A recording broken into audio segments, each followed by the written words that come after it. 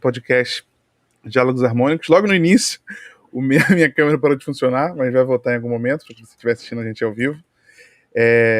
Bom, não se esqueça de se inscrever no nosso canal, né? E se você está assistindo esse podcast no YouTube, então se inscreva no nosso canal. Se você estiver assistindo esse podcast na sua plataforma de podcast favorito, não se esqueça de seguir o podcast Diálogos Harmônicos para você não perder nenhum episódio novo, certo? Bom, o tema de hoje, né, segundo episódio, se chama Nas Fronteiras da Tonalidade. É um tema bem interessante que a gente vai abordar. É o nome de um livro do professor Carlos Almada, né? O nome do livro especificamente é Nas Fronteiras da Tonalidade, Tradição e Inovação da Primeira Sinfonia de Câmara, Opus 9 de Arnold Schoenberg, em que ele vai discutir o conceito de harmonia na música de Schoenberg, só que de um ponto de vista, uma harmonia que antes do período do decafonismo do Schoenberg. Então vai ser uma harmonia não atonal, mas é um tonalismo bem expandido, que você não sabe exatamente ali se ele já começou a ficar atonal, se ele vai começar a ficar atonal. Então é bem interessante o livro. E a gente pegou esse tema para a gente discutir isso no âmbito da música popular também, porque existem muitas questões relacionadas ao tonalismo na música popular. Então a gente precisa ter essa ideia e vamos discutir. Minha câmera voltou a funcionar, que bom, estava com medo. Eu vou mostrar o livro então aqui para quem está vendo no YouTube. Esse livro aqui do professor Carlos Almada, Nas Fronteiras da Tonalidade, é um livro bem legal para saber um pouco mais de harmonia, e principalmente a harmonia dessa opus número 9 do Schoenberg, que é uma música bem legal para orquestra de câmara. Bom, hoje estou aqui novamente com os meus colegas e amigos Alexandre Ferreira, que é compositor e guitarrista, Kim Carvalho, produtor musical e guitarrista, e Rafael Caldas, maestro e educador musical. Bom, o título, né, Nas Fronteiras da Tonalidade, a gente vai discutir um pouco sobre essa questão de até que ponto uma música se torna tonal, até que ponto uma música se torna atonal. E para a gente começar essa discussão, essa conversa, seria legal a gente de definir o que é música tonal e o que é música atonal. Então, escrevi aqui uma pequena definição que a gente conversou antes para poder definir. E é o seguinte, né? A gente chama de música tonal toda música que possui uma hierarquia clara e definida para uma nota e um acorde chamado tônica. Então esse acorde ele vai funcionar com um centro tonal. Todas as outras notas dentro da música tonal, né, e as outras notas e acordes vão ser subordinados hierarquicamente a esse centro tonal, seja para afastar dele, seja para se aproximar dele, né? E essa hierarquia ela também acontece em outros parâmetros musicais. Por exemplo, na métrica, um fator muito importante na música tonal, as notas com maior importância hierárquica, né, as notas com função tônica, elas vão majoritariamente aparecer nos tempos de maior acentuação métrica, nos tempos fortes, né? Outro fator importante para gerar a centricidade na música tonal é a repetição. Então as notas e a tônica, né, notas e os acordes, normalmente vão aparecer mais vezes para reforçar a sua importância hierárquica. E uma outra coisa importante sobre a música tonal é que há apenas um centro tonal por vez. Então a gente não vai ter dois centros tonais simultaneamente. A gente vai ter um e pode ter outro depois, que é um processo chamado modulação. Mas a gente vai ter sempre um centro tonal por vez e ele vai estar bem claro e definido. E, obviamente, em termos de materiais, a música tonal ela é essencialmente formada por tríades e tétrades, ou seja, formada pela sobreposição de terças. Isso também serve, essa definição que eu falei, também serve para a chamada música modal, só que aí entram outras questões, são outras escalas, mas a base do que a gente chama de música modal é bem parecida com a música tonal. Vai mudar, como eu falei, são as relações internas e as funções dos acordes. Já na música atonal, a gente pensar atonal, ela quer dizer sem tom. Então é uma música que não há uma hierarquia para uma nota, para uma tônica. Ou pelo menos não há uma hierarquia clara, né? E o que pode acontecer também é que a gente tenha dois centros tonais ou mais simultaneamente, o que vai caracterizar o que a gente chama de música politonal. Então dois centros tonais disputando a nossa escuta para ser eu sou a tônica, então a gente não tem uma tônica só. Bom, o material da música tonal é caracterizado majoritariamente por outras formações acordais que não sejam sobreposições de terça. Então, a gente vai fugir desses resquícios tonais utilizando sonoridades dissonantes e para não ter a sensação de repouso e resolução. A gente não vai ter esse tipo de coisa na música atonal.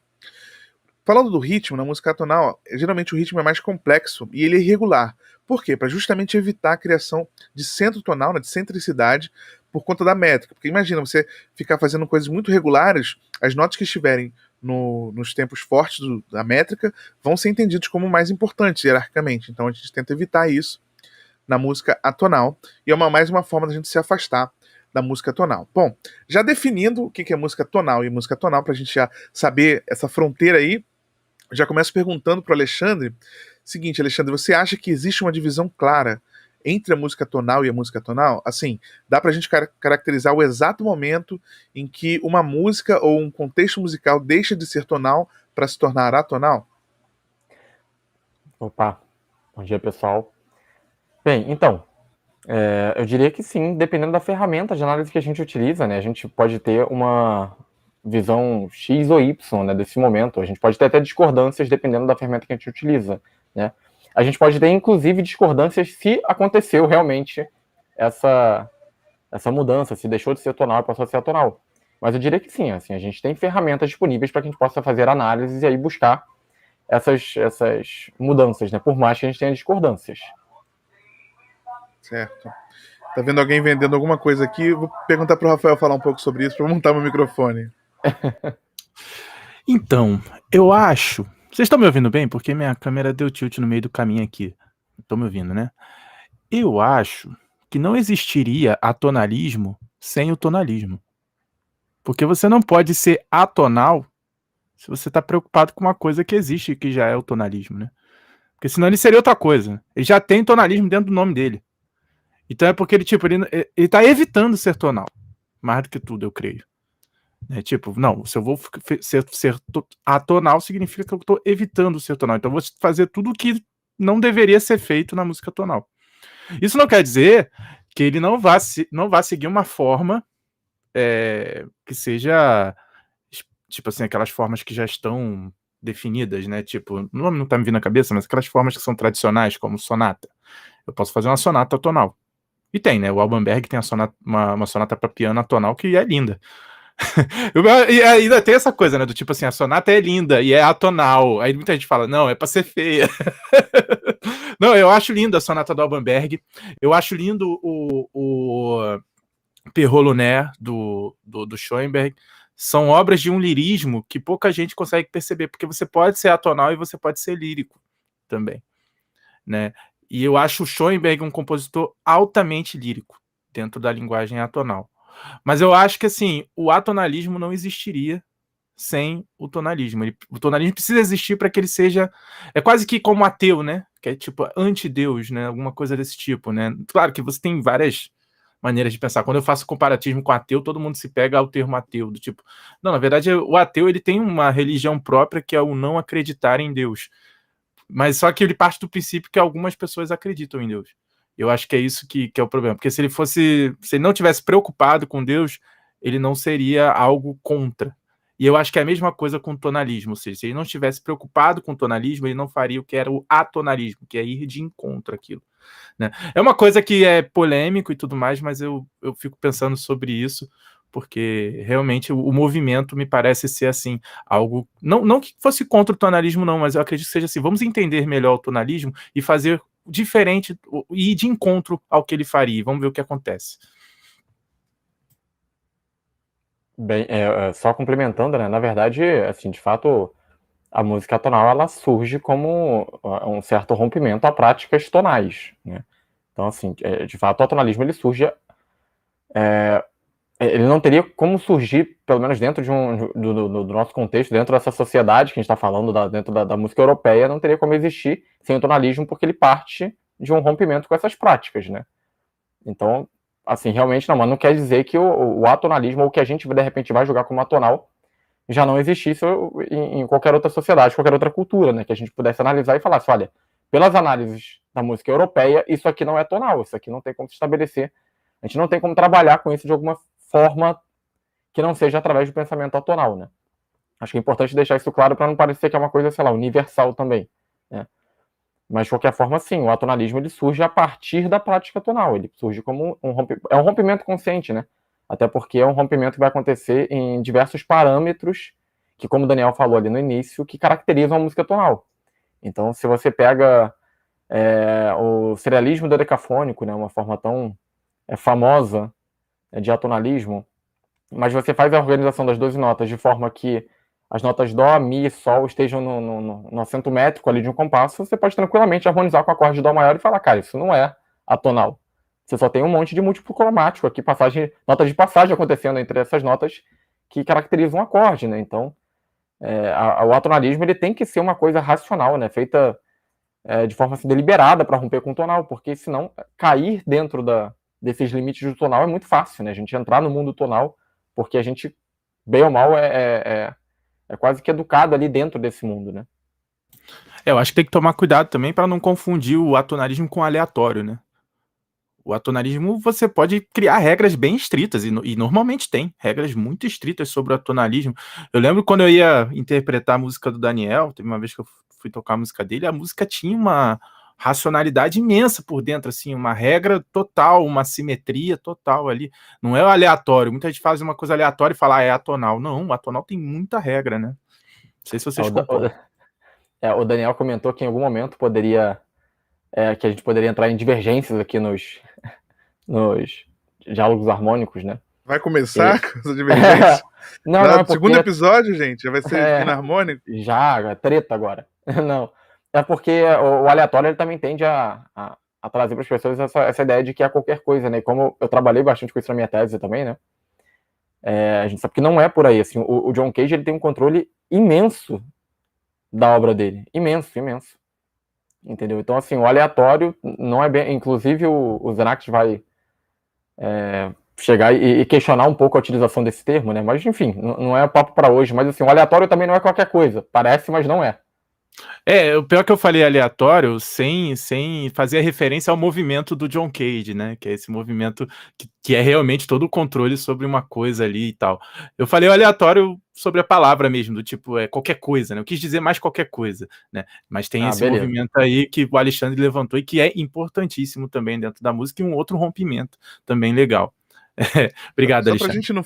Só pra gente não fugir muito do assunto, isso que o Rafael levantou, né? Eu achei muito engraçado, porque é um dos temas que a gente vai tratar hoje, uma das perguntas que eu preparei aqui. E aí a maneira como o Rafael falou foi engraçado, porque mostra um pouco a forma que muitas pessoas pensam, né?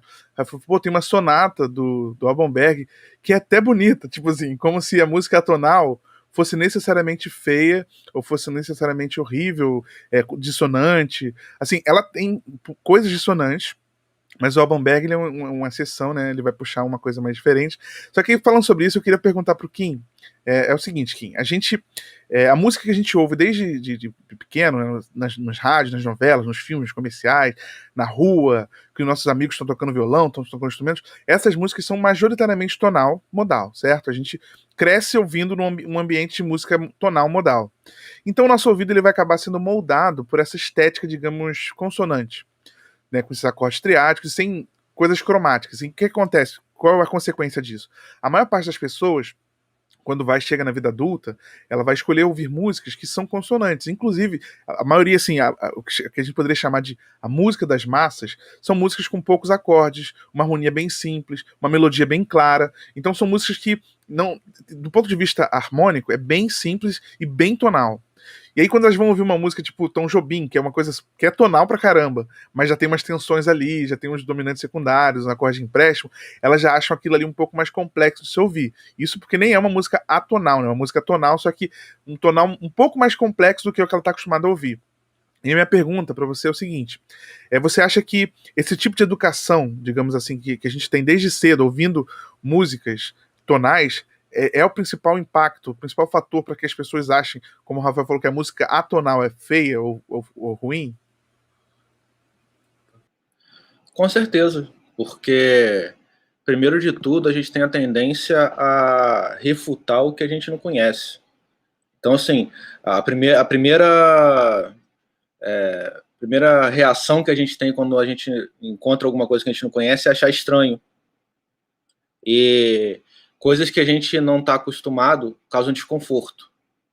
Então, assim, a reação que vai ser gerada vai ser exatamente essa. Tipo, se isso... Eu não quero parar, as pessoas não gostam de parar e sentar. Peraí, não, isso aqui não conheço, me é estranho. Peraí, deixa eu sentar e deixa eu analisar isso aqui, deixa eu perceber por que isso é estranho.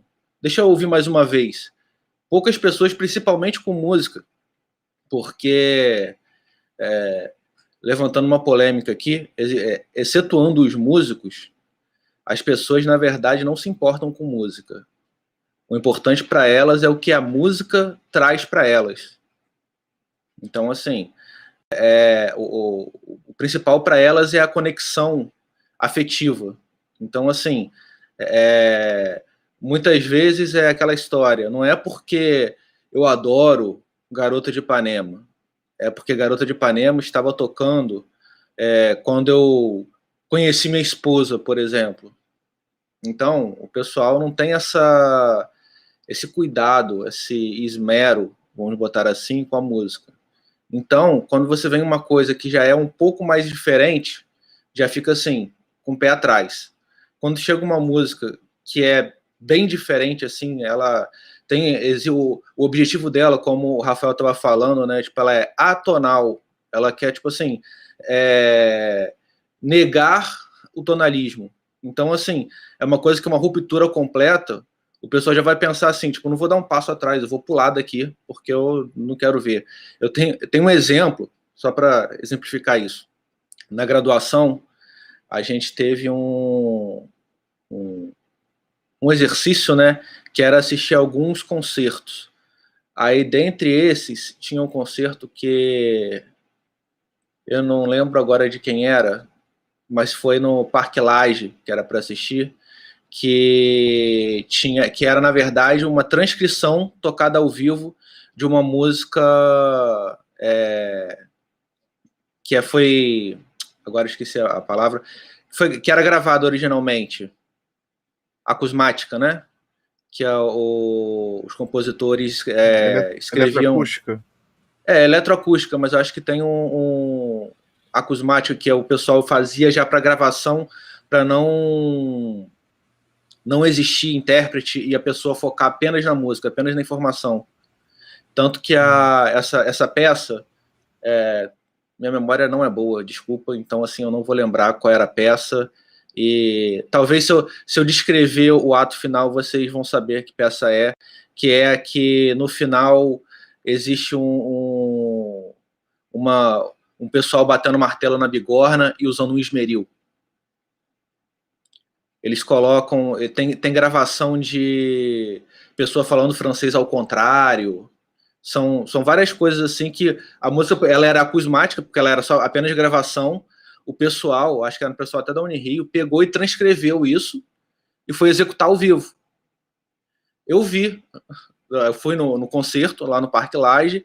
E eu vi que tem uma serra elétrica no final? Também? Esmeril. Acho que eu tava nesse concerto também. Sim. Que eu vi gente levantando com uma cara assim de estou revoltado com isso, não acredito que eu gastei o meu dinheiro com isso e saí indo embora no meio do concerto. Porque aquilo ali é tão chocante para ele que as pessoas têm isso, assim, quando uma coisa é muito desconhecida, o pessoal tende a se ofender por aquilo ali, retirar demais a pessoa da zona de conforto. O pessoal tende a isso. Então, assim, acho que isso é o fator essencial para música tonal ser popularmente conhecida, entre aspas, de música feia, ou música para não ser ouvida, ou música para não se gostar também, né? O pessoal que... Até mesmo na faculdade, o pessoal coloca esses termos pejorativos, né? Que é esse tipo de música, porque é muito diferente. E normalmente tudo que é vanguarda, as pessoas já têm a questão de ter essa... Novamente, né? Volta para essa questão da zona de conforto. As pessoas não gostam, tendem a refutar, mas lá na frente, só anos depois, que o pessoal vai parar, ouvir, voltar e ver assim, não, pô, realmente, isso daqui tem...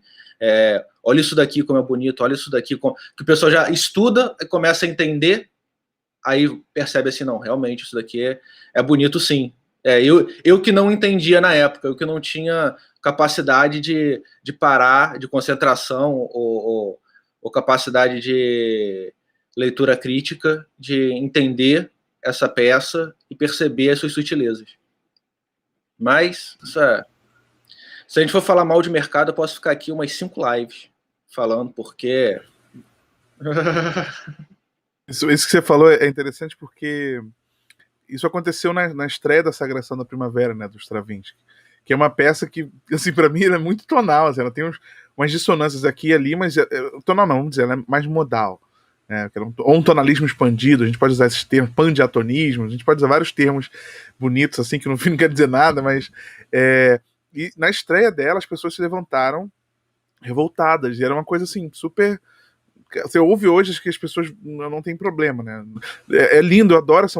Foi meu toque de celular para despertar, para eu acordar durante vários anos assim na minha vida. Eu adoro essa música, analisei ela no meu mestrado, fiz uma música em homenagem a ela, né? Utilizando materiais dela, que foi tocada. Então, assim, as pessoas têm esse estranhamento mesmo, né? A gente estranha o que a gente desconhece.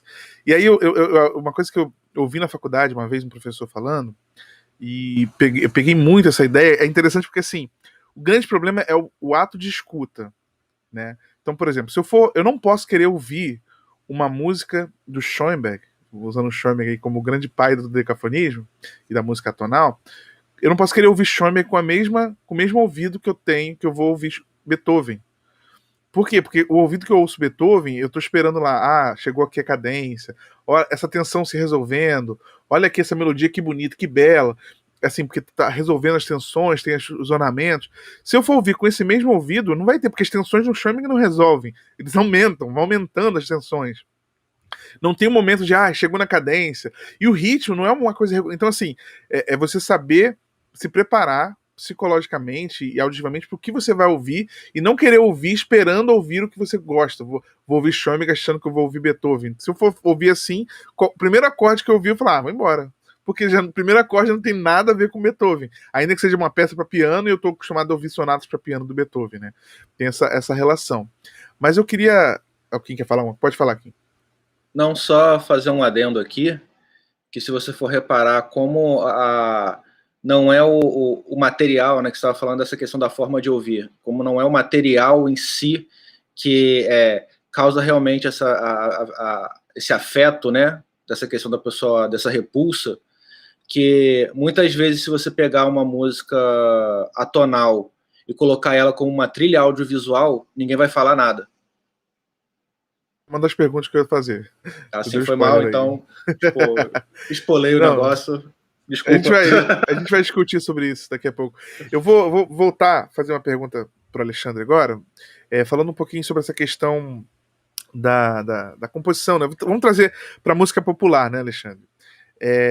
A questão é a seguinte, quando a gente, na transição, né, quando a gente estava lá no século XIX, com compositores como Wagner, né, o que eles faziam, né? Muito tempo. Eles usavam muitos cromatismos, no tonalismo expandido eram muitos cromatismos ornamentais, então você tinha várias formações de acordes no meio desses ornamentos que, na verdade, deviam ser considerados ou não. Você não sabia se era uma apogiatura ou se era uma nota de passagem, você não sabia qual nota considerar ali para definir a harmonia, então você não sabia nem que acorde que devia estar ali naquele compasso. E aí você tem muitas influências de ficar modulando, aí você modula, mas volta logo, aí você usa empréstimos modais. Enfim, a gente utiliza muitos materiais, né? Wagner, a música dele é repleta desses exemplos, para deixar a tonalidade dúbia. Não chega a ser atonal, mas é aquela coisa que você, não, pode ser dó, pode ser mi, pode ser sol, pode ser si, pode ser ré, podia ser várias tonalidades, assim, em 1 minuto de música podia ter 20 tonalidades diferentes, e a gente não conseguia classificar exatamente qual tonalidade era. E minha pergunta é, você acha que, assim, na música feita hoje, na música popular, né, é muito comum a gente ver, a gente até tem uma piada interna sobre isso, né, que as pessoas pegam uma música de 20 compassos, sendo que 18 são acordes de empréstimo modal. E aí a gente fala, será que realmente essa música tá nesse tom aí que você tá achando? Porque se tem 18 acordes fora desse campo harmônico aí, que você tá dizendo que é a tonalidade, provavelmente tem mais chance de ser outra tonalidade do que ser isso. Então eu queria que você falasse um pouco sobre essa questão de o uso excessivo de coisas externas dentro do sistema tonal e achando que ainda está no sistema tonal puro. Sim. Isso é interessante, né, Daniel? A gente já conversou algumas vezes sobre isso, né? A gente de vez em quando vê análise e tal, do pessoal da harmonia popular, né? Da harmonia funcional da música popular. E como você falou, o cara vai analisar e aí você vê assim, sei lá, uma sequência de 8 acordes, aí ele colocou ali, primeiro grau, aí sei lá, bemol 6, aí depois vem um bemol 3, aí depois vem um sustenido 4, depois aí você vai olhando e fala, mas assim, tirando o primeiro não tem mais nada diatônico, né? Pode ser que ele tenha errado o primeiro, né? Pode ser que a música não seja nem tonal. A gente realmente tem esse tipo de de questão, e eu acredito que seja muito também pela ausência, às vezes, de ferramentas, né, teóricas para fazer essas análises. A ausência, assim, da maioria das pessoas, né? A gente acha que o estudo da harmonia ele se resume a essa harmonia funcional da música popular, e principalmente, assim, essas análises, essas ideias, elas acabam cessando ali no... A maioria das pessoas estuda o que, de repente, vai até o século XVIII, né? E dali parece que acabou. Então, realmente, o que vem no século XIX, final do século XIX, transição do século XIX para o século XX, a gente já tem o tonalismo ele sendo expandido, né? Então, a gente já tem alguns procedimentos rítmicos e métricos sendo aplicados que também ajudam a deixar essas coisas um pouquinho dúbias, né? Como o Daniel falou, a harmonia, o uso excessivo, assim, de cromaticismos, né? A gente já tem em Debussy mesmo, né, a questão de utilização de escalas exóticas, os modos, né? A gente vai encontrar pandiatonicismo, harmonias baseadas em quartas e segundas, né? Politonalidade. Então, assim, são diversas formas diferentes que os compositores usaram para trabalhar coisas fora do tonal. Sem necessariamente virar tonal também, né? Porque às vezes são materiais diatônicos, mas o tratamento desses materiais que não vai causar assim, estranhamento para o ouvinte, né? Por exemplo, Debussy é uma escuta muito leve, né? É um compositor assim, muito amado, até pelo grande público, né? Tem até... dá para encontrar assim, alguns temas assim, de Debussy, algumas ideias de Debussy, e também audiovisual, né? Ou citações em músicas populares. E ele não trabalha com o tonal, só que como ele usa bem ou mal materiais diatônicos e tudo mais, e até as escalas exóticas não são coisas tão complicadas, não são intervalos muito dissonantes e tudo mais, fica uma coisa sem aquela ideia assim, de resolução, mas que é algo completamente assim, fácil de entender. Esse estranhamento ele não é muito grande. Então, eu acho que é interessante a gente pensar que assim, nem tudo que deixa de ser tonal vai ser necessariamente esse mundo complexo que as pessoas pensam, né? São muitos materiais. A forma de fugir do tonalismo foram diversas, né? Não é uma única forma. O atonalismo e até mesmo o serialismo dodecafônico, né? O tratamento que o Albanberg fez, né? Como o Rafael tinha falado, poxa, tem a música ali do Albanberg. Ele trabalhou muitos materiais também triádicos para gerar as séries dele, né? E aí ele acaba sendo quase que o tonal dentro do serialismo dodecafônico. Então também, né, dá para escutar as músicas do Albanberg e falar, cara, olha como isso daqui soa mais normal, mais tranquilo, né? A grande questão é que a música no século XX ela passa por essa transformação, a música não, a arte, né? Ela passa por uma transformação onde o processo ela é mais importante que o resultado final, né? Então o que a gente está pensando, todo esse processo intelectual para gerar a música é mais importante do que a gente vai ouvir. E isso não é só na música, né? Vai ser a mesma coisa nas artes plásticas, né? Vai ser a mesma coisa em tudo quanto é canto, na verdade. Talvez a música ela ganhe um estranhamento um pouco maior, porque ela necessita, talvez, de uma preparação maior em termos educacionais para ser compreendida, né, para esses movimentos serem compreendidos, né? Mas é bem importante a gente deixar claro que esse tipo esses procedimentos, eles são encontrados na música popular, né? Você tem o serialismo e atonalismo livre, por exemplo, no Arrigo Barnabé. Entendeu? Então, pode falar. Não, pode fechar. Não, eu só ia comentar isso, é que às vezes a gente pensa assim, o atonal e tudo mais, a gente vai encontrar atonalismo se a gente parar para analisar, né? Ou parar para pegar análises já feitas, que a gente encontra isso a roda, a gente vai encontrar atonalismo dentro do John Coltrane, né? Então, um monte de compositores, vários intérpretes assim, famosos na música popular, que as pessoas consomem, ouvem, e assim, acham, nossa, que coisa maravilhosa. Você fala, cara, que legal que você gosta, isso aí é atonal. A pessoa vai se assustar, como assim? É atonal, sei que você está ouvindo, que você tanto gosta. Só que o atonalismo ele já tem esse certo preconceito, né? A pessoa já pensa, isso aí é como o Rafael tinha falado mais cedo, tem gente que acha que é qualquer coisa, né? Longe disso, existem procedimentos extremamente técnicos e densos, né, por trás de todo esse material. Vocês estão estragando todas as minhas perguntas e os temas que eu fui preparando. Tudo que eu botei pra falar aqui, não vou mais compartilhar com vocês, não, porque eu compartilho, vocês esquecem que eu compartilhei e começo a falar e dando spoiler. Como é que é? Então valeu, galera, acabou o episódio de hoje. Muito obrigado. Não chega a ser nesse nível, mas só queria comentar, pra quem estiver ouvindo a gente, tiver interesse em ouvir a música Concerto de Violino, né? Violin Concert, do o Alban porque é uma obra, assim, ela é dodecafônica. O que é dodecafônico, se você não sabe? É uma técnica, né, a gente está falando esse tempo todo, é uma técnica em que, assim, a gente pode chamar, eu ouvi isso uma vez, eu achei muito legal, é como se fosse assim, é como se fosse o socialismo ou comunismo da música, em que você tem as 12 notas do sistema cromático, né, dó sustenido, ré sustenido, até o dó, né, todas essas 12 notas, e que ao invés de você eleger uma como a principal, você diz que todas são as principais, todas são igualmente importantes. Então você cria uma sequência de notas, né? Aleatória não, né? Uma sequência de notas que pode ser tanto linear, né? Dó sustenido, ré, ou fazer mi, sol, dó sustenido, fazer qualquer sequência usando as 12 notas. E você compõe a música utilizando versões dessa série. Você pode transpor, pode tocar a série de trás para frente, pode inverter os intervalos. E aí você cria você tira a hierarquia de uma nota e bota todas as notas com o mesmo grau de importância. É claro que isso no mundo ideal, porque na composição, eventualmente, por conta do acento métrico, por conta de outras questões, uma nota acaba sendo um pouquinho mais importante que a outra, mas não é o objetivo final da composição, né? E essa música, né, que eu falei, né, o Concerto para Violino do Alban Berg, ela é bem interessante porque ele utiliza uma série. Então, assim, se eu vou usar as 12 notas, mas eu começar mais as 12 notas, dó, mi, sol, depois si, ré, fá, eu não posso usar o sol porque eu estaria repetindo. Eu já tenho aí um primeiro e um sétimo grau na tonalidade maior. E é exatamente o que, não exatamente, mas é mais ou menos esse princípio que o Berg faz nessa música, porque ele utiliza a série que tem arpejos no meio. Então tem um determinado momento da música, a música é linda, maravilhosa. Determinado momento da música que você escuta uma progressão assim, caramba, tem um quinto primeiro aqui. É como se fosse um vestígio tonal ali no meio. E isso é bem interessante, né? Eu recomendo todo mundo ouvir, então, o Concerto para Violino do Alban Berg, é uma obra fantástica. Mas o engraçado, antes que o Alexandre comente, já vi que ele levanta o dedo, é engraçado que uma vez, assim, eu dando aula na graduação, né? E dando aula acho que foi de harmonia, não sei se era harmonia vocal, instrumental 2, uma coisa assim.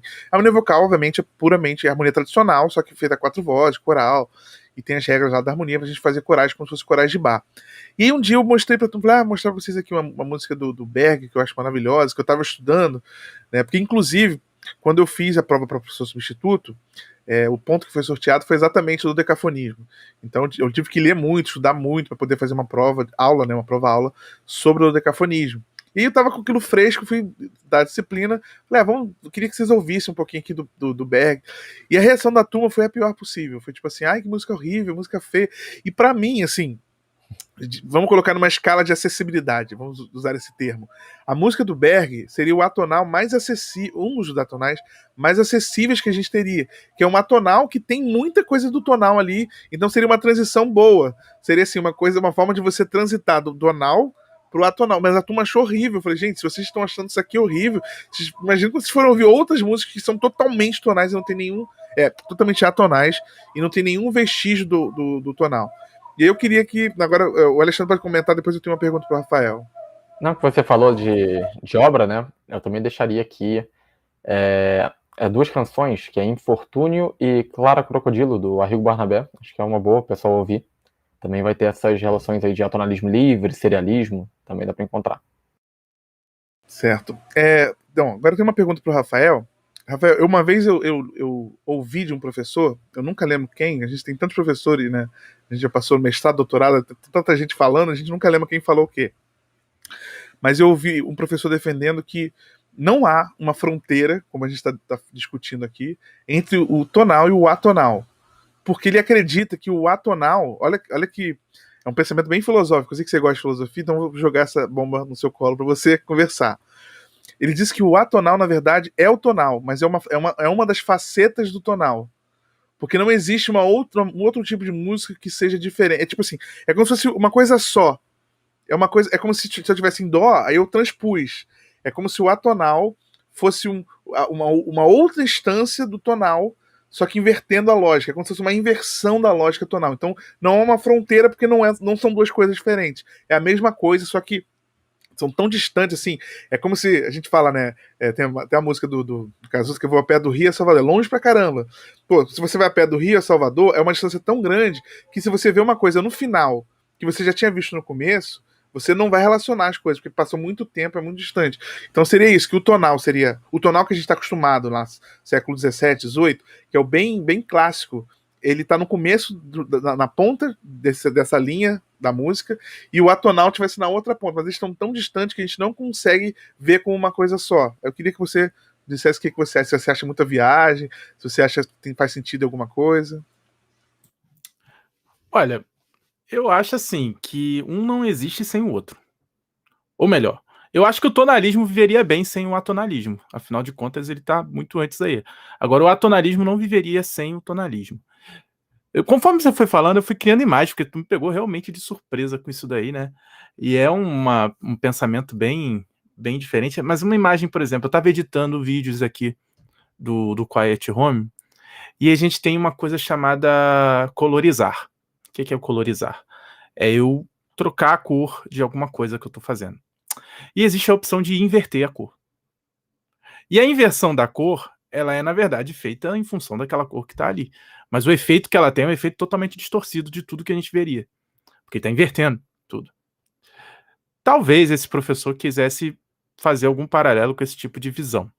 Porque, por exemplo, eu posso fazer um tratamento intervalar, né, e isso acontece muito nos compositores atonais. Vocês que trabalham muito mais com esse material do que eu, que são compositores, né, me corrijam, mas, por exemplo, a visão, uma das técnicas mais básicas assim do atonalismo é você tratar a consonância como você trataria a dissonância e tratar a dissonância como você trataria a consonância.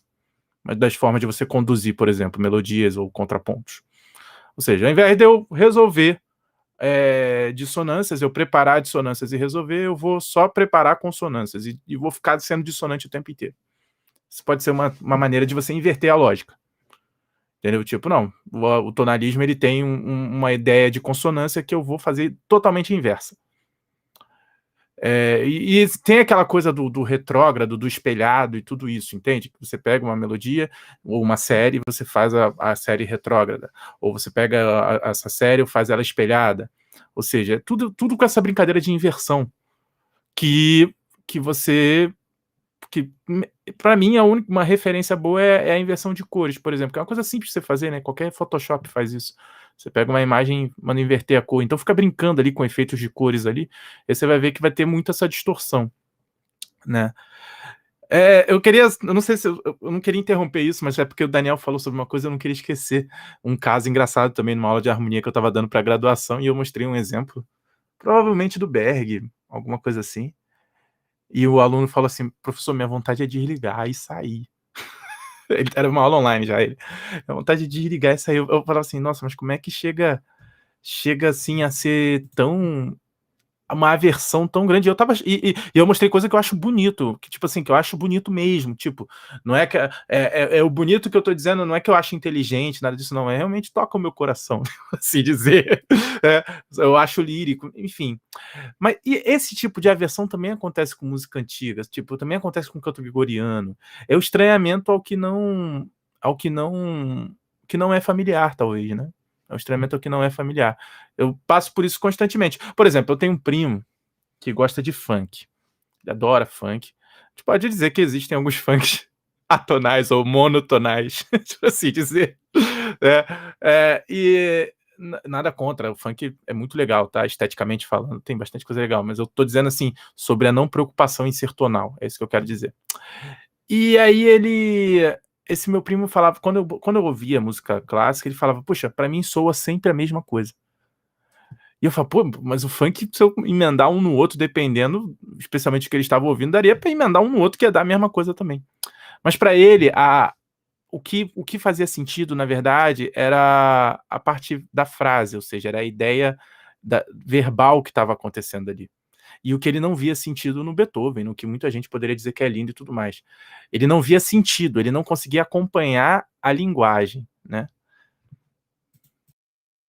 O Kim pediu a palavra, mas antes do Kim falar, eu só lembrei que tem uma música, né? Aquela música Meu Pai Te Ama, que é um funk, que ela é incrível, assim, porque ela é politonal, porque a melodia que ele canta tá em sol maior, e o acorde que fica tocando de fundo tá em sol menor.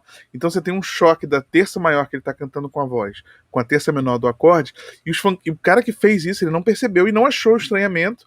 E algumas pessoas que têm um ouvido um pouquinho, que já estudaram música, estudaram harmonia, já estranham. E o cara que criou não estranhou, assim. mostra que muitas vezes a gente tem uma visão limitada das coisas, da consonância e dissonância, por conta do contexto que a gente está inserido. Quando a gente sai um pouquinho do contexto, a gente vai para outro caminho, que é a minha próxima pergunta, mas o Kim pode comentar isso aí, Kim, antes. Não, primeiro que é essa questão, né?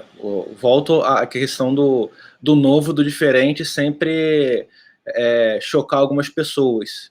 E aproveitando esse seu gancho, né, do meu P te ama, porque há controvérsia se é meu pai te ama ou não, né? Porque falando... Música da rádio, na música da rádio é meu pai te ama. Falando socialmente, o funk tem que ter algumas reorganizações líricas para tocar na rádio, vamos botar assim, né? Mas eu acho super interessante porque eu li uma reportagem sobre esse rapaz e é exatamente isso, né? Assim, para ele falou que ele testou várias ideias. Primeiro, assim, eu acho esse caso sensacional, porque assim, o rapaz, ele nunca estudou música, ele fazia música nessa época no computador pelo mouse, no MIDI, no mouse, ele não tinha controlador MIDI, não tinha nada, ele fazia por ali. E para ele, essa frase para mim foi excelente, assim, porque corrobora exatamente essa visão de que, assim, a música tonal, a música diferente, ela não é feia, você que não está acostumado a ouvir ela. Porque eu lembro que isso foi uma polêmica do caramba, um monte de músicos esculachando o cara, porque por isso que funk é uma porcaria, porque não sabe fazer nada direito, que não sei o que, olha só, que coisa horrível, desafinada, o cara tá tipo, tocando maior em cima de menor, menor em cima de maior, que não sei o que, parará, aquela coisa toda, reclamando, até que chegou um professor de jazz e falou assim, não, galera, olha só, quando ele faz isso daqui, ele ainda nem foi por essa área assim de politonalismo, ele falou assim, olha só, isso daqui que quando ele faz essa nota aqui em cima desse acorde, ele forma um acorde menor com sétima maior. É uma coisa que se vocês ouvissem no jazz, você tá falando assim, pô, maluco, maneiro, pra caramba, um acorde diferente, uma sonoridade diferente, olha que maneiro. Mas como é no funk, vocês ficam tipo, que bosta, o cara não sabe, desafinou. Então, assim, ele, sem estudo nenhum, ter chegado nessa sonoridade e falado assim, pô, não, é tranquila para mim, é a sonoridade que eu gostei, foi a que eu mais gostei, eu achei sensacional, assim. Isso prova que, assim, não é que a música atonal, a música moderna é feia, tem que ser feia, porque é esquisita, é porque você não está acostumado e você não tem a cabeça aberta, que esse é o principal, né? Esse é o mal que tanto as músicas diferentes, quando a música ela passa a ser muito antiga, ela já não está mais no cotidiano das pessoas, ela passa a ser muito diferente também, né?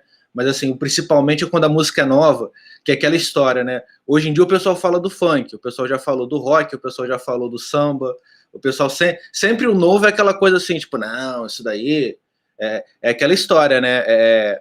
Hoje em dia, mesmo os roqueiros, tipo, não, porque funk só fala besteira, que não sei o que lá. Na época que o rock and roll foi criado, a sociedade conservadora pirava com os adolescentes pulando e dançando junto, coladinho, por causa do rock and roll, achava que aquilo ali era uma promiscuidade. Há 150 anos atrás, no século XIX, quando teve a questão do machixe, né, que era um absurdo aquela dança que era homem roçando na mulher, aquilo ali já não podia ser considerado música, porque era uma coisa inoportuna, uma coisa inapropriada. Então, assim, tirando, junto com a questão de como você ouve, é a questão também assim, o quão aberto você está a novas experiências. E a sociedade em geral, a gente pode falar que ela é bem pouco aberta. Então, assim, o que o Rafael falou, né? Vai botar uma música tonal, a pessoa vai falar assim, beleza, vou beber água, tchau. Mesmo na faculdade, que teoricamente, quem está na faculdade teria que ter, assim, já pelo menos um nível a mais de cabeça aberta para entender os fenômenos, né, do que está estudando. Seria isso uma intolerância musical? Com certeza. Cunhamos um novo termo. Vamos popularizar. Hashtag intolerância musical. Vamos tentar popularizar isso aí. Mas é legal. Agora, tem muito a ver com isso. Eu vou lançar uma pergunta aqui, né, um comentário. Eu vou deixar quem quiser comentar. Acho que todo mundo pode comentar um pouquinho. Que tem a ver com o que o Alexandre e o Kim já tinham falado antes. Né, deram um spoiler. Finalmente chegou a hora do spoiler. Do season finale, né, do nosso podcast, desse episódio. Que é o seguinte, quando a gente pensa na música popular, o Alexandre falou, não, Rico Barnabé tem coisas atonais, mas o mais comum da gente ver coisas atonais para o grande público são nas trilhas sonoras, né, na música audiovisual.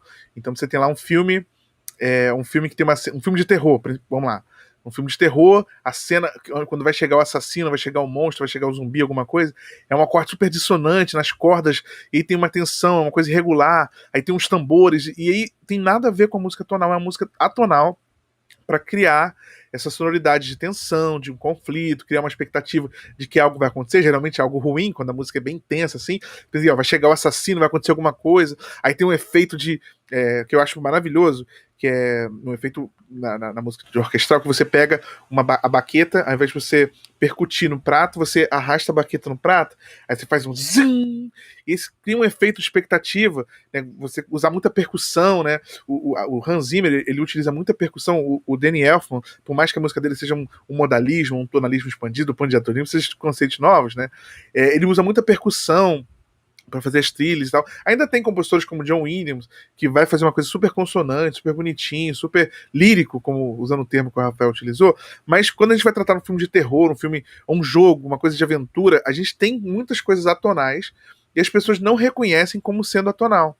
Então a pergunta pra gente encerrar esse episódio, eu queria que cada um falasse um pouquinho a sua opinião, que é o seguinte: vocês acham que pro grande público a música tonal ela só pode ser inserida, ela precisa ser inserida para ser aceita dentro de um contexto audiovisual para que ela tenha uma maior aceitação? Então, assim, as pessoas precisam associar aquele acorde dissonante a um monstro, a um ET, à morte.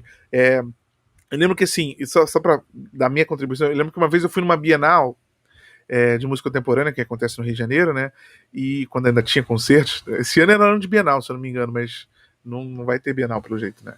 E eu lembro que eu fui num concerto e eu assisti uma música para orquestra de cordas que se chamava A Lagoa, era o nome da música. Eu achei a música incrível, incrível.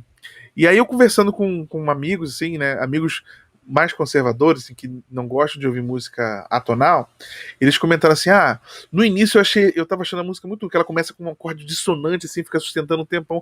Era uma música que as pessoas chamariam de textural, que é uma música que é uma mancha sonora, né? Então ela vem com aquele acorde, eu falo que as pessoas chamariam porque eu acredito, né, defendo na minha tese, toda música ela é textural, toda música tem textura, só que a música textural, a textura tá em primeiro plano, a gente não escuta nota, não escuta ritmo, a gente escuta só o som, a textura, o timbre. E aí, essa música, o meu amigo falou assim, no início eu achei muito ruim, aquele acorde dissonante e tal, mas aí eu fui ler o programa, e aí o cara fala que ele mora em frente a uma lagoa em Minas Gerais, e aí ele quis reproduzir o som da lagoa. Eu comecei a tentar imaginar aqueles sons como se fosse a água da lagoa, assim, mexendo, e aí, de vez em quando eu vi umas percussões, algumas coisas assim, eu imaginava que era uma pedra caindo, ou uma folha de árvore caindo na lagoa e mexendo, perturbando aquela água ali, aquela coisa. Então, tipo assim, ele criou uma imagem, um filme, né, pra música. Não era uma música audiovisual. Ele criou a imagem pelo nome, que ele leu a descrição no programa da Bienal, tem a descrição do compositor falando, de como ele compôs a obra, o que a obra significa. E ele criou na cabeça dele essa imagem da lagoa e começou a gostar da música porque ele começou a vê-la num filme. Então, aí eu só complementando, essa é uma coisa que aconteceu, né? Eu queria que vocês dissessem se vocês acham que a música tonal precisa estar num contexto audiovisual para ter maior aceitação pelo grande público. Quem quiser comentar aí pode falar. Bem, eu posso começar. Eu acredito que no audiovisual realmente a gente tem muita utilização, né, de princípios não tonais ou mesmo atonais, né? A própria, uma muito famosa, né, é o tema da Psicose, né, do Bernard Herrmann, composta por ele, no caso. Todo mundo conhece, do Alfred Hitchcock, né, o filme. E essa obra dele ela é baseada acho que é Sinfonieta para Orquestra de Cordas, que é uma obra dele feita assim para música de concerto, né? Então, ele tirou de um para usar no outro. E, assim, não é uma coisa que sofreu qualquer resistência, né? Então, talvez esse contexto, contexto assim, ele facilite um pouco, realmente, a assimilação. Como eu comentei antes, a gente sabe que na música do século XX, na arte do século XX, né, o processo ele acaba sendo mais importante do que o resultado final. Então, às vezes, levar esse entendimento do processo para o ouvinte pode também facilitar essa assimilação, né? E talvez o audiovisual faça um pouco isso. Porque, né, a relação ali com a imagem já dá uma certa intencionalidade da ideia musical, né? Mas, mais do que isso, eu vou deixar o Rafael aqui em comentário, que eu gostaria de trazer uma outra questão, uma outra reflexão sobre isso também, né? Sobre essa questão do público assimilar melhor a música não tonal.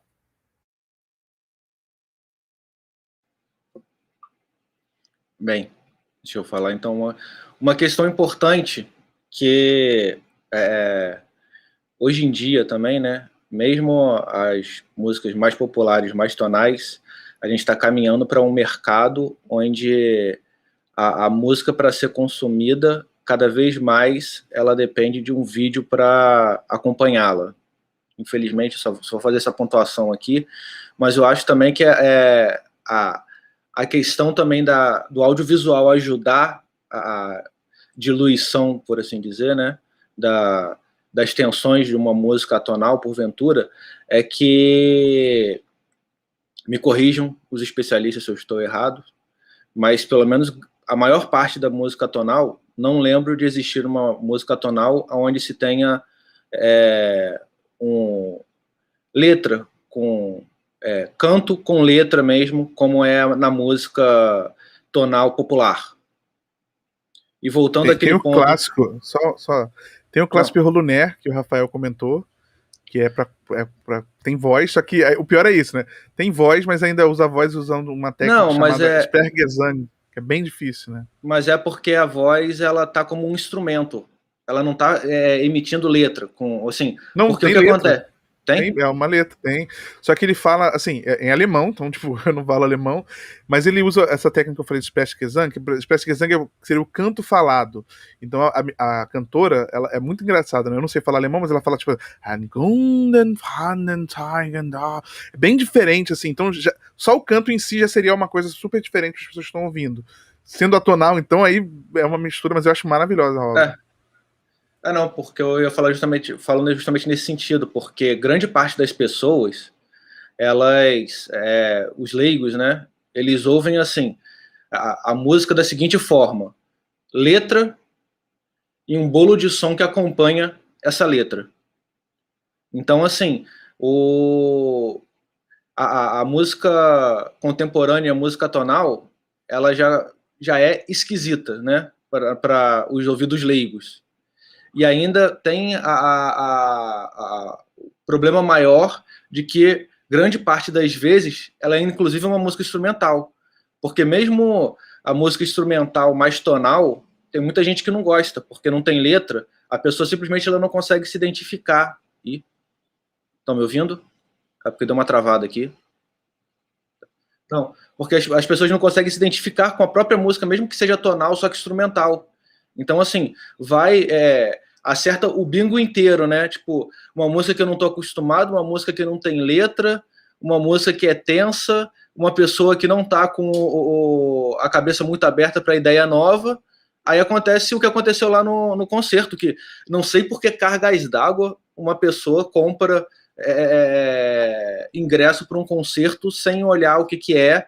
Ele achava que ia sentar lá e ver o quê? Não, porque deve ser um novo Beethoven. Eu quero ouvir uma sinfonia de violinos. E a pessoa levantar do concerto revoltada, meu amigo, você tem que saber o que você vai ver, sabe? Você não vai chegar no cinema, fechar o olho e falar assim, vou assistir aquele filme ali, sabe? Aí, beleza, aquela nova... Pô, era tudo que eu queria ver, aquela nova comédia romântica da Sandra Bullock, que legal. O cara adora, tipo, terror e filme de ação. Aí cai, tipo, comédia romântica da Sandra Bullock. Ele, pô, que legal, tipo, aleatório, super maneiro. Super gostei do Miss Simpatia 33. Foi super legal. Saca? É bizarro isso. Isso que o Kim tá falando é interessante, né? Porque eu acho que o problema não é que não tenha repertório de música cantada. Por exemplo, o Webern tem alguns álbuns de leads, né? Que são canções atonais. E, cara, uma das coisas mais difíceis que eu fiz na minha vida foi, na graduação, reger Webern. É uma loucura, sabe? Eu fazer isso com coral. Porque o Webern, ele é tão controlador, talvez, que ele coloca o andamento metronômico na partitura. Então, e tem andamento metronômico, sei lá, cada 3, 4 compassos ele muda o andamento. Eu ia para um lado, o pianista ia para o outro, cada um ia para um lugar diferente, enfim. E o texto quando do Webern, pelo menos, sabe, são textos complexos, são textos em alemão e do expressionismo, que é um movimento literário, que é uma coisa assim terrível tipo, imagina, gente, um alemão altamente expressionista, assim, com ideias muito assim complexas da gente entender em alemão. O Weber é muito difícil de interpretar quando você não é alemão, tá? Mesmo quem fala alemão tem dificuldade. Tô dizendo assim, quem fala alemão é brasileiro e fala alemão, tá? Não é, tem dificuldade, porque você tem muita coisa da própria cultura alemã que você precisa ter. E a gente, vocês repararem, a maioria das nossas referências são de alemães, né? Porque surge ali essa ideia com o Schoenberg, com a Escola de Viena. Mas a gente tem também o Ligeti, que faz muita coisa, e também para coro tem bastante coisa, e é complexo também de fazer, né? Eu acho que o problema também é o exemplo. São exemplos difíceis de você escolher qual vai ser o exemplo melhor. Eu vou botar um texto dificílimo de se entender, ou eu vou botar só som, porque pelo menos eu não preciso me preocupar com o texto.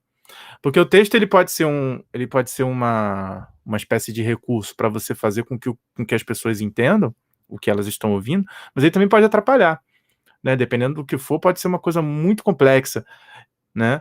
E, por exemplo, eu já fiz Poulenc, e Poulenc às vezes tem umas coisas que são difíceis de entender, por mais que ele seja neoclássico, né? O que é um neoclássico? O neoclássico ele está ali naquele século XX, mas ele usa elementos ainda da música do século XVIII e XIX. É quase que uma contra-reforma do tonalismo, por assim dizer, né? Um outro também, o Hindemith. Hindemith usa alguns textos assim dificílimos de se, tipo, em francês, por exemplo, tem uma música chamada Ansigne. É lindo de se ouvir, bem curtinho, é feito tipo Debussy, como o Alexandre falou, bem palatável musicalmente falando. Mas o texto em francês é um texto complexo de se entender, que fala sobre a reflexão do cisne na água e e aí faz umas reflexões sobre a vida bem complexas, assim, de se entender. Ou seja, a poética começa a trazer elementos que são complexos. Então, eu acredito que seja muito difícil encontrar músicas que tenham, especialmente do movimento atonal, dessa escola de Viena, onde está o Schoenberg, o Webern, o Berg, a gente encontrar exemplos com texto que funcionem como suporte, né? Uma última coisa também que eu queria dizer, pegando também o último gancho que o Kim falou, a pessoa compra o ingresso para um concerto que não sabe. Às vezes é só o concerto. Uma vez eu fui fazer um concerto no IBRAM, acho que é IBRAM o nome do lugar, ou IBAN. Fica em Botafogo, nem sei o que é. Eu sei que tem uma sala lá de concerto. Enfim, eu fui lá... IBAN. Eu fui lá cantar o Requiem de Brahms. E eu tava como regente assistente do maestro Wesley Banos.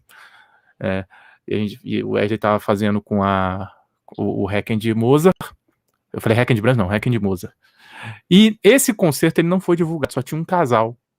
E o casal tava se abraçando, se beijando, como se estivesse num concerto, sei lá, de Lago dos Cisnes, talvez, sei lá, alguma coisa mais romântica, né? Mas era um requiem, ou seja, uma música fúnebre. E era engraçado, porque eles eram os únicos espectadores ali. Aquilo já foi uma situação inusitada, tipo assim, um monte de gente no palco para fazer um requiem de Mozart, né? E aquele casal ali se amando ali na frente, como se fosse uma música altamente romântica e tal.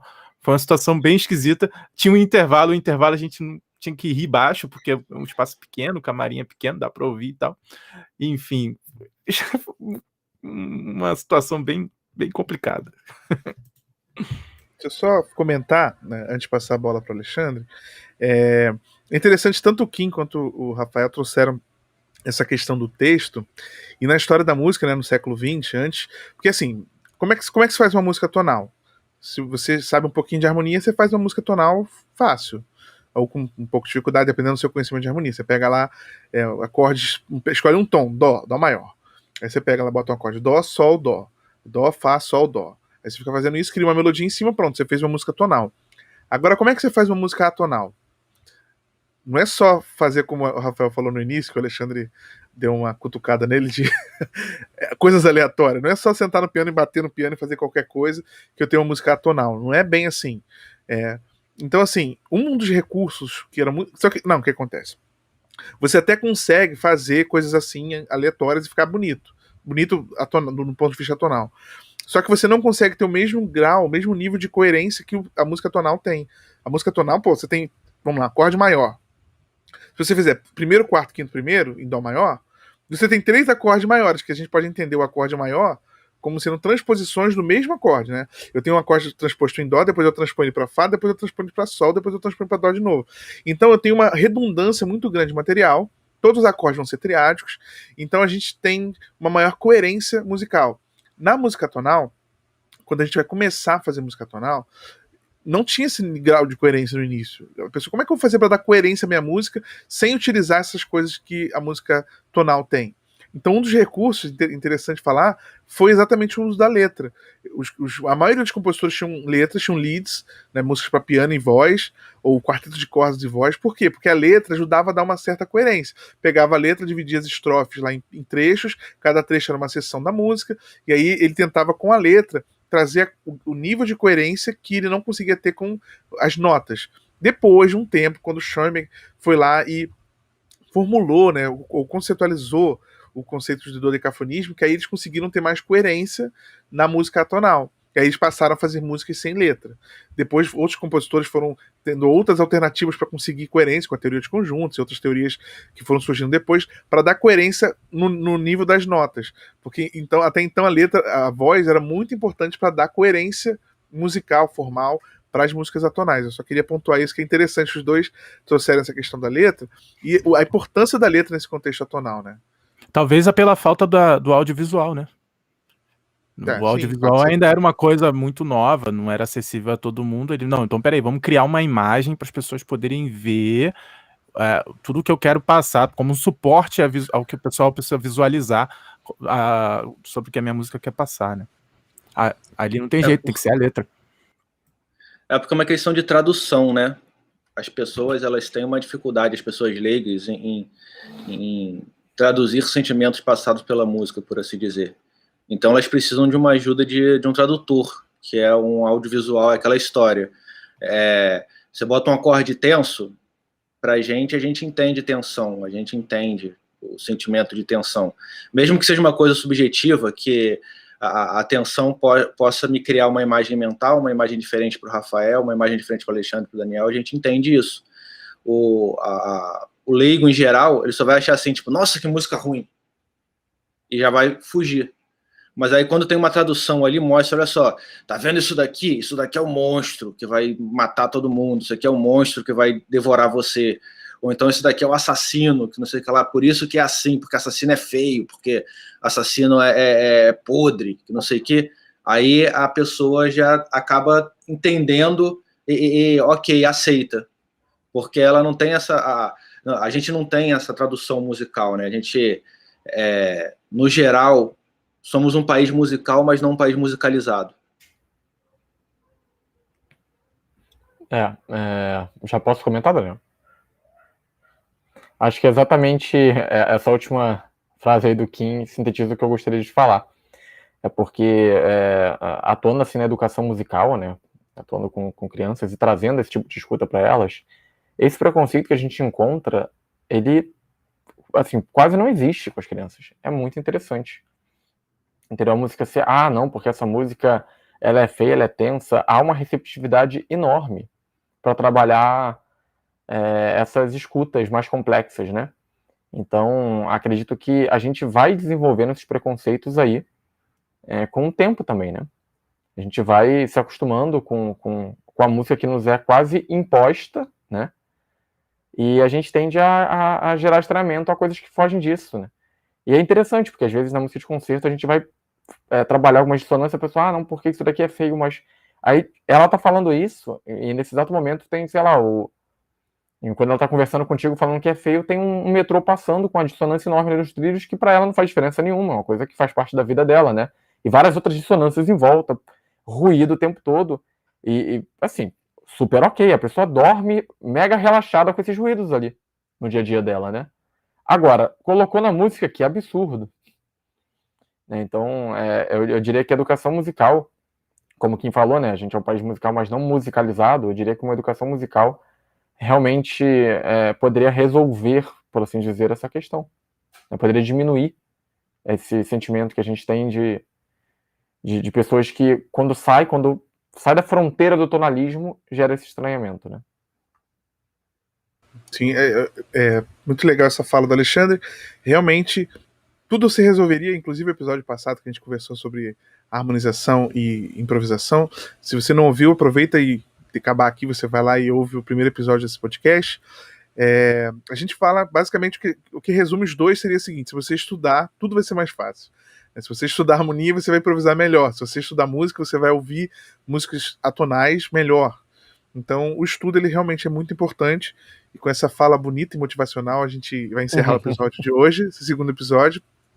Queria pedir novamente para você, se você ouviu esse podcast aqui no nosso YouTube, não se esqueça de se inscrever no canal. E se você ouve esse podcast no seu tocador de podcast favorito, não se esqueça de seguir o podcast Diálogos Harmônicos para você não perder nenhum episódio. Siga-nos também nas nossas redes sociais, no Instagram, musicathome.mus, e no YouTube, você está aqui no canal, você está ouvindo, mas os links vão estar na descrição do podcast. Fazer um convite final. Todas as terças-feiras, a partir de semana que vem vai ser terça-feira, né? Às terças-feiras, às 3 horas da tarde, nós fazemos lives sobre harmonia. Então, se você quer aprender mais sobre harmonia, aí é uma aula mesmo, não é uma discussão. A gente vai mostrar slides, a gente vai ensinar coisas. Então, toda terça-feira, 3 horas, a gente faz esse episódio no nosso canal do YouTube sobre um novo conceito de lives. O episódio que a gente fez ontem, né?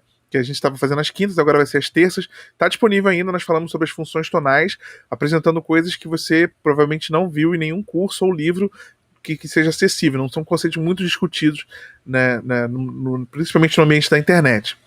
E também um outro convite: a partir da semana que vem, na quinta-feira, às 4 horas da tarde, o Rafael vai começar uma sequência de lives sobre o universo do coral e do maestro. Ele vai abrir a caixinha de ferramentas do maestro dele, né, a caixa de ferramentas, vai mostrar tudo que ele usa para poder ajudar os coralistas dele a afinarem melhor, a cantarem melhor, a gravarem melhor. Então esse conteúdo vai ser bom se você canta em algum coral, ou se você simplesmente canta. Se você não canta e quer desenvolver sua percepção musical, quer aprender a afinar melhor, desenvolver o seu ouvido, vai ser bom para você também. E se você é professor de música ou maestro e quer aprender forma de trabalhar essas coisas com seus coralistas, seus alunos, também é imperdível um coral aí para todo mundo. Uma live para todo mundo aí, para quem quer aprender e para quem quer aprender a ensinar. É uma live, fica um convite, quinta-feira, 4 horas da tarde. Então, terça-feira, 3 horas, live de harmonia. Quinta-feira, 4 horas, live sobre as ferramentas de ensino para o canto coral. Bom, acho que é isso, pessoal. Não se esqueça então de seguir nosso canal e nosso podcast Diálogos Harmônicos. Nos vemos na próxima sexta-feira, às 11 horas da manhã, aqui no YouTube. Até a próxima, pessoal. Valeu.